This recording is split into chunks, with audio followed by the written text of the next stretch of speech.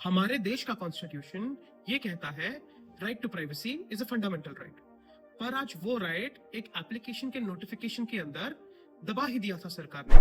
पिछले 2-3 दिनों में जो देश में हुआ वो देखकर हम हैरान ही नहीं हुए, डर भी गए। Mother of democracy almost touch कर चुकी थी चाइना, रशिया और नॉर्थ कोरिया को। और आयरनी देखिए, इंडियन सिटीजन्स के प्राइवेसी को बचाया किसने? रॉयटर्स और एप्पल ने। According to a report published by the Reuters, the Indian government privately asked all the mobile manufacturing companies selling mobile devices in India to mandatorily pre-install the Sanchar Sathi application on all the smartphones, whether you purchase an Apple, a Samsung or any other brand. If it is sold in the Indian market, this government application will already be installed on the device. इसके पीछे logic ये दिया गया कि ये application Indian citizens को fraud, spam और scam से बचाएगा।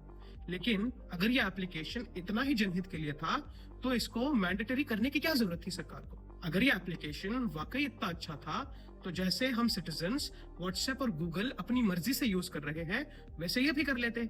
जबरदस्ती ठूसने की क्या जरूरत थी? अगर हम परमिशंस एंड एक्सेसेस को देखें, so this application can scan your photos, videos, call logs, contacts, call history, your call recordings, your mobile data, your network settings, your camera, your local storage, your USB storage and also your flashlight। पता नहीं जरूरत पड़ जाती होगी flashlight चालू करने की किसी वक्त। यह एप्लीकेशन आपके फोन में नहीं, आपके जिंदगी में बैठा हुआ है। देश भर में हंगामा हुआ, सोशल मीडिया गर्म होने लगा और आउटरीच फैलने लगा। तब जाकर यूनियन मिनिस्टर ज्योतिरादित्य सिंधिया को यह आकर बोलना पड़ा कि no, users can delete this application by their choice. एक तरफ सरकार digital personal data protection act को पब्लिश कर रही है और दूसरी तरफ यूजर्स के डेटा में पूरी तरह से झांकने की कोशिश कर रही है। यह आयरनी नहीं, ये मौकरी है।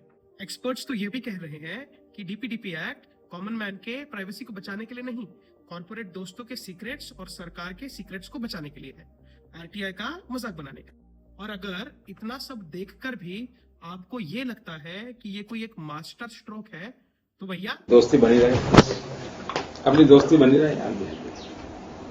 You came here, I'm happy and thankful to you. Be curious, question everything.